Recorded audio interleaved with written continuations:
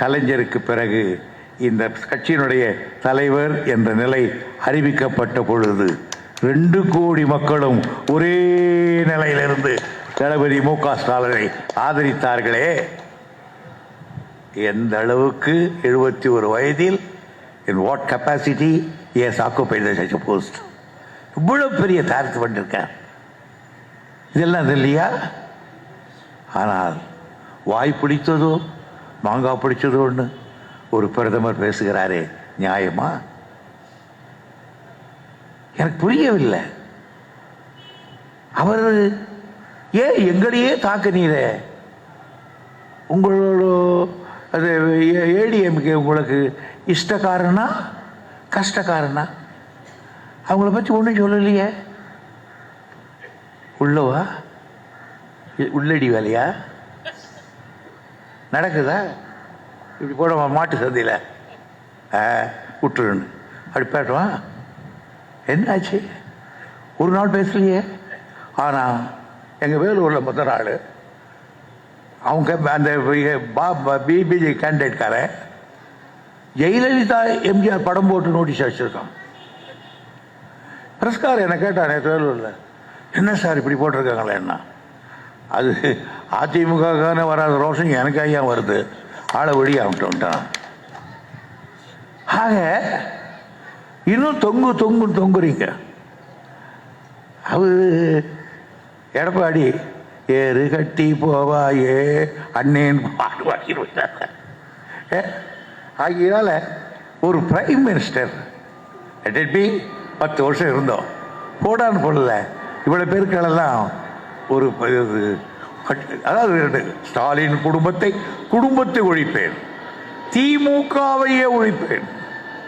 மாண்புமிகு பிரதமர் அவர்களே, வேணாங்க. எங்களை என்னைக்கு நாங்கள் பிறந்தோமோ அன்னையிலேருந்து எங்களை ஒழிக்கிறதே வேலையாக இருந்தாங்க. எங்கள் அண்ணா சொல்லிட்டு போனார், இந்த கழகம் பாஷாணத்திலே புழுத்த புழு, இது வேறொரு பாஷாணம், இதை அழிக்காதுன்னார் அண்ணா. இதெல்லாம் நாங்கள் ஞாபகம் வச்சுக்கிட்டு இருக்கோம். ஆகையினால நாங்கள் ஏதோ எங்களுக்கு தெரிஞ்சு இந்த தமிழ் மக்களுக்கு சொல்கிறோம், இது தமிழ்நாடுன்னு சொல்கிறோம், நாங்கள் பேசுகிற தமிழ் மொழின்னு சொல்கிறோம்.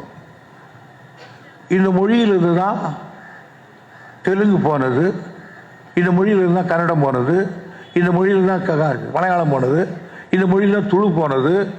ஆக தாய்மொழி இது, வேர் சொல்லிது தான் கிளாசிக்கல் லாங்குவேஜ், உயர்தனிசை மொழின்னு சொல்கிறோம்.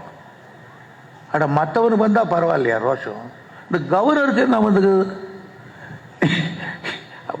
ஒரு கூத்துக்கார மனுஷன், ஏதாவது கால்வெல்டு ஸ்கூல் கூட படிக்கலன்னா. ஆனால் மிஸ்டர் கவர்னர் அவர்களே, அவர் ஸ்கூல் படிக்கலை, ஆனால் இந்த நாட்டுக்கு வந்து திசையின் வெளியிலே குடியேறி அங்கு மதத்தை பரப்ப வந்தவர்.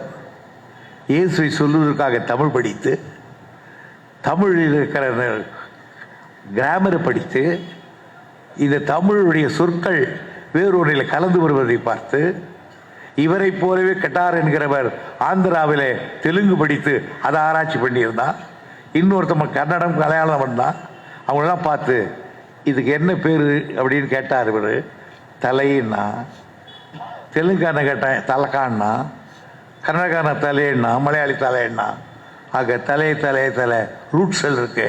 ஆக இது ஆராய்ச்சி தமிழ் தான் உயர்தனி செம்மொழி என்று அவன் சொன்னான் எங்களுக்கு. உனக்கே அது கோபம், உனக்கு தமிழும் தெரியாது, எங்க மொழி அவரை கேட்குற ஒன்று வச்சுக்கோ. அவன் எல்லாம் வரலன்னா எங்களுக்கு ஒன்றும் தெரிஞ்சிருக்காத.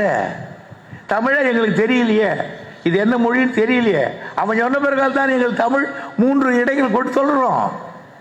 போப்புன்னு ஒருத்தர் வந்தார், போப் ஐயரனே பேர் வச்சுக்கிட்டாரு, தேவாரத்தை மொழிபெயர்த்தாரு ஆங்கிலத்தில், அதை கொண்டு போய் காலேஜில் பரப்பினார்.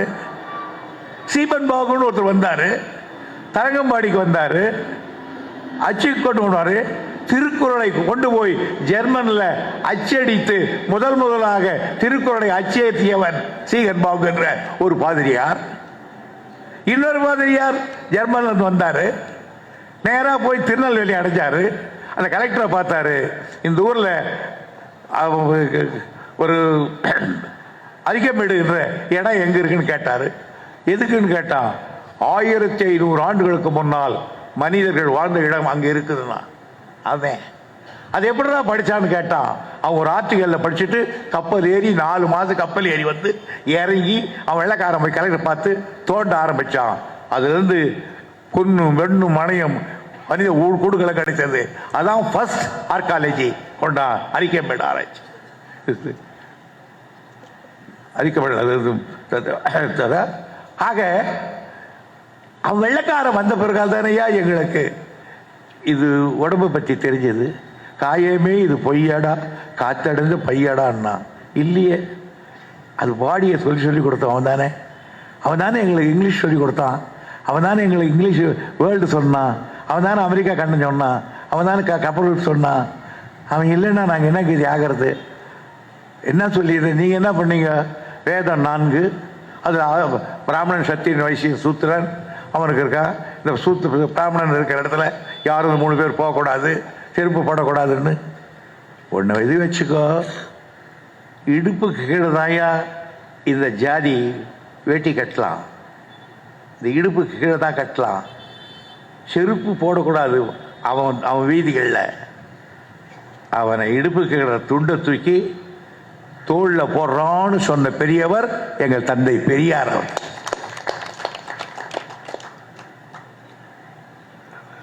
திருவாதூர் ராஜரத்னம் பிள்ளை தோளில் துண்டு பாட்டு வாசித்தார்.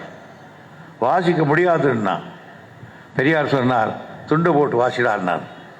அன்னைக்கு தானே சுயமரியாதை வந்தது. இன்னைக்கு அதனுடைய விளைவு தானே நாங்கள்லாம் படிச்சுட்டு வந்திருக்கோம். இவ்வளோ பேர் படிச்சுட்டு வந்திருக்கோம், தியாகம் பண்ணிட்டு வந்திருக்கிறோம். ஆகையினால கவர்னர் அவருக்கு ஒத்து உதவுற மாதிரி பேசுகிறார். எங்களுக்கு அவருக்கு பதில் சொல்றதா இவருக்கு பதில் சொல்றாரு அல்ல. ஆனால் ஒன்று வச்சுங்க, இந்த நாட்டை திராவிட முன்னேற்ற கழகத்தை தவிர எந்த கும்பனாலும் ஆள முடியாது. ஆண்டா இது நாடாக இருக்காது. செய்திகளை உடனுக்குடனும் துல்லியமாகவும் தெரிந்து கொள்ள சப்ஸ்கிரைப் பண்ணுங்க.